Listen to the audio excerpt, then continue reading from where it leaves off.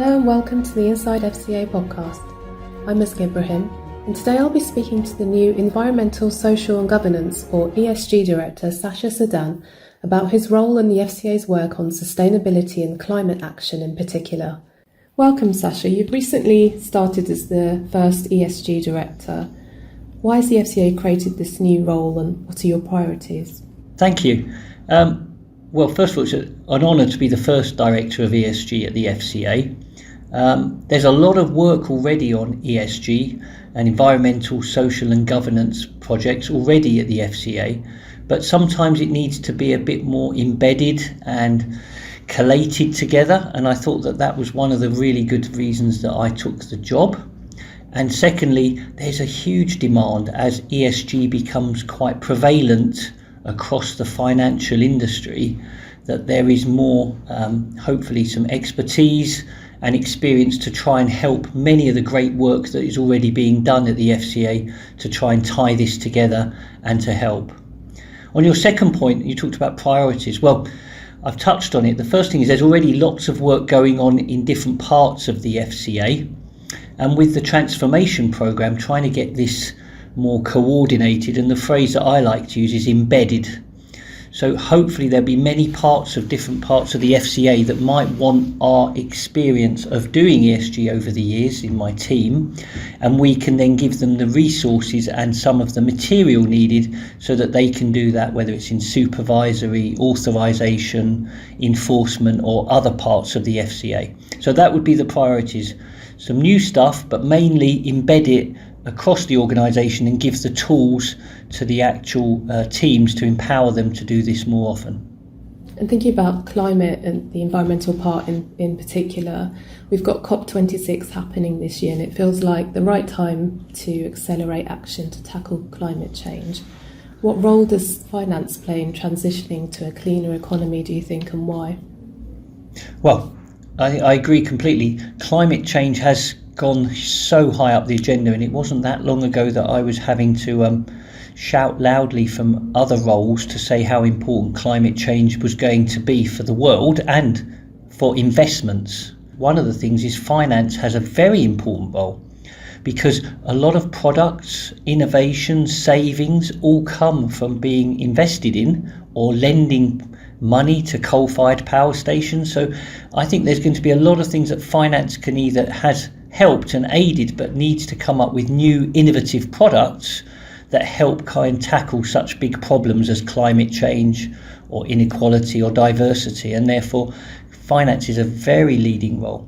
Secondly, one of the objectives that has been given to us by the Chancellor of the Exchequer is to have regard for net zero in what we do at the FCA to help the government achieve its objectives, which is to go net zero by 2050, which is in legislation now. So we do have a role to play, and it is an objective that the FCA has now been given.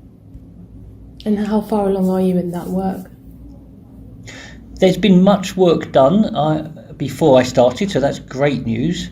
And some of the disclosures already, like TCFD, the Task Force for Climate Financial Disclosure, is about trying to get consistent data globally so that people can use the information to decide whether either companies or investments are on that journey. And the FCA is already consulting on expanding the disclosure format. But there is always more to be done. And as we try to embed this across the organisation and give some answers and some of the tools for the organisation, we can do more. And as we get more answers from international organisations and global regulations, we can then hopefully use those as tools for the FCA in our regulatory powers. You've just mentioned global partners, and international partnerships are a big part of the business plan as well that the FCA released this year. Can you talk a bit more about what kind of work is happening there?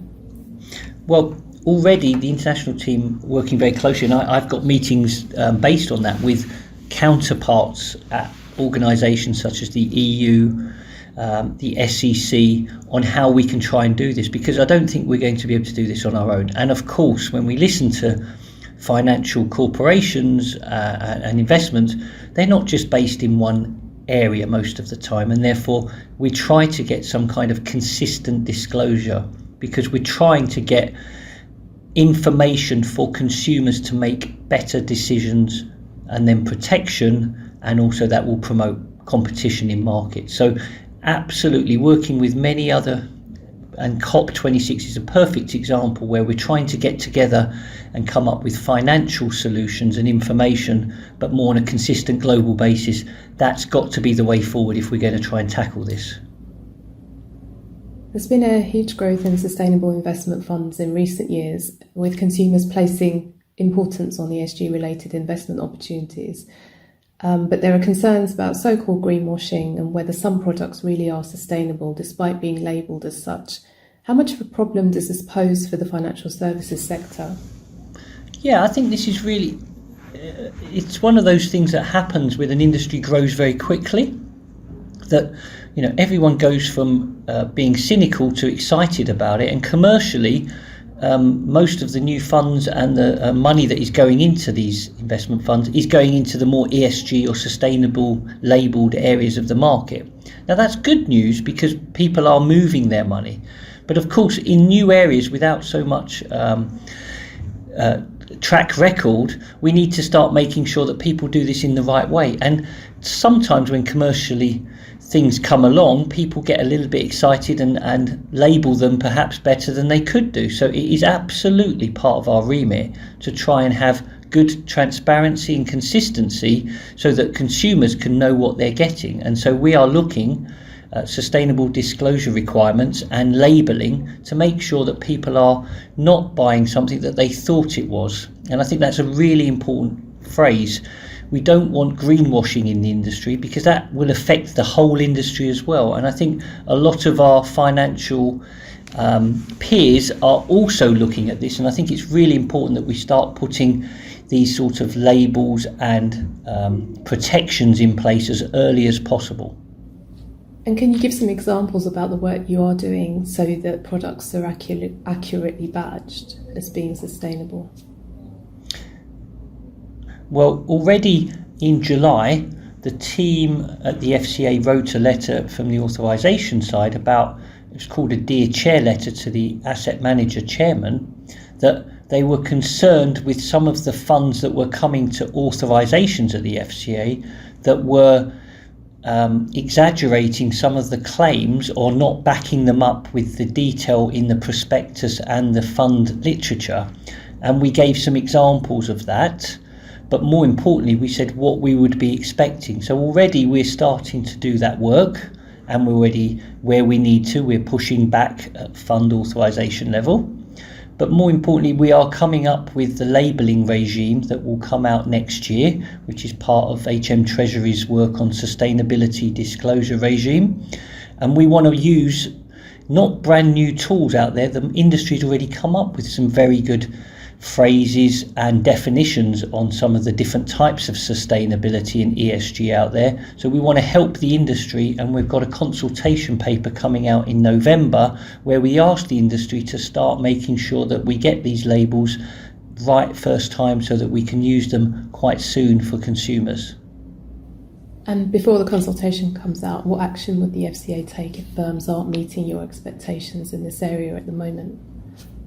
Well, already, as we said, certain expectations are needed before a fund is authorised.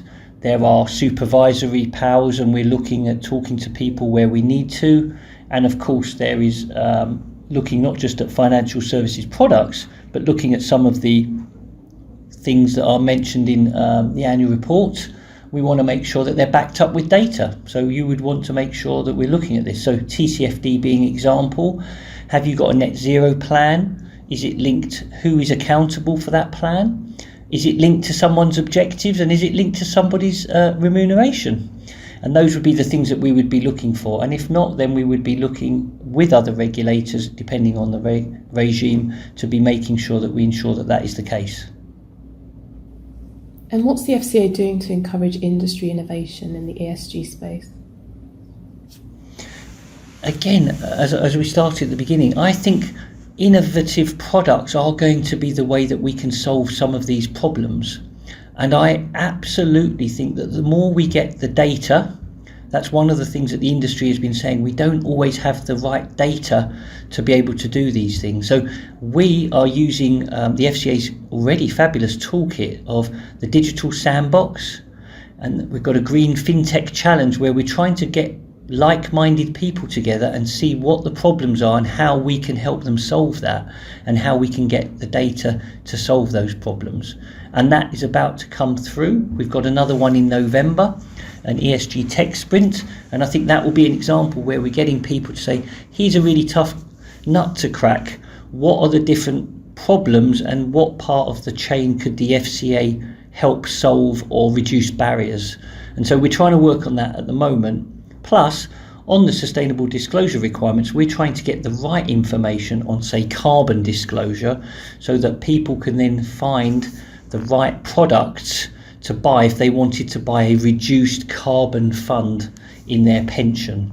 So we're trying to look at it in very many different ways, and the FCA can look at quite a lot of these areas. And are there any challenges or barriers to this work, and what do you plan to do to overcome them, and how? Wow, that's a big question, and of course there are. Let's start with some internal challenges. First of all, when you have a topic as wide-ranging as environmental, social and governance, when you're talking about your employees, you're talking about diversity, you could be talking about supply chain or tax or the environment, everyone has views on this. And so it can be difficult to try and collate and corral into the right areas, and we can't do everything because we all know how many resources we have, and we have to think of the material areas.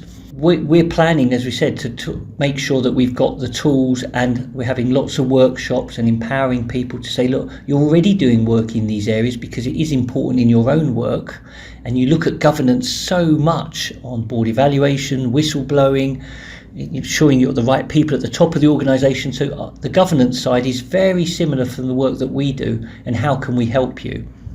Outside the firm, there are also big challenges and barriers.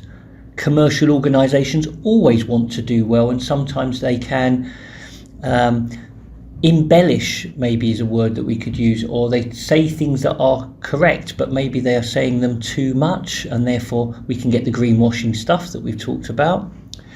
People also have a very confusion about ethics and ESG, and everybody has different ethics, but most people should be caring that they look after their employees and other things, and we shouldn't get confused between ethics and the E of environment in ESG, because they are different, and many people have very different ethics, quite rightly. So we are trying very hard to come up with those things and have the labelling at some point that can also help give that stigma. And then the last point that I think is really important for people if they're into this area is, if you are trying to change something as something like diversity or climate change, you're trying to increase diversity, you don't want to just divest from companies that aren't good or financial products that aren't doing. You want to influence and help stay in the tent and influence change rather than just divest.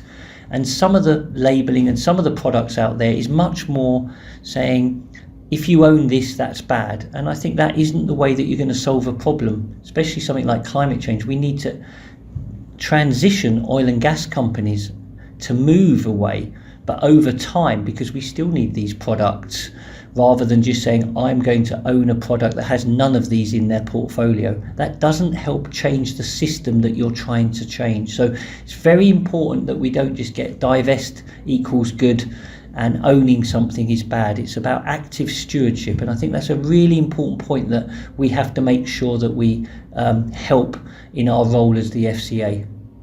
Thanks for your time and for sharing your thoughts, Sacha. You can find out more about the FCA's work and role on sustainability and climate change on the website. For now, stay safe and join us again soon on the next Inside FCA podcast. The Inside FCA podcast shines a light on all aspects of work at the FCA, featuring experts covering important topical subjects affecting both financial services firms and consumers. Subscribe to our channels to stay up to date and listen to the latest episode of the Inside FCA podcast.